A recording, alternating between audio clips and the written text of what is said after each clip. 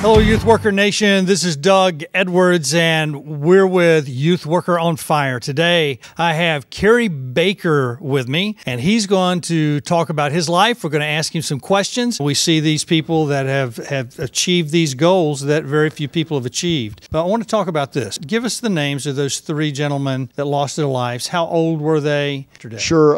It was Lieutenant Weston Lee. They were all in their 20s. I think the lieutenant was 24, maybe 25. He was killed in Iraq. That was last Thursday. And then there was Sergeant Rogers and Sergeant Thomas.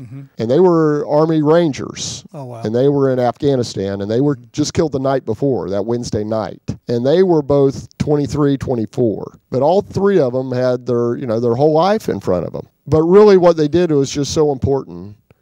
Serving their country, the example that they set for their family, for others. And it's important for Americans to know that there are young people that in their early 20s that are just doing things that most 22-year-olds can't even imagine back here in the States if they're not serving the military. At 22, 23, 24, they were professional soldiers doing elite military missions at such a young age. Yeah. Their stories ought to be told time and time again. We should know these stories. Young people should know those stories of those young men as just an example of how to live life.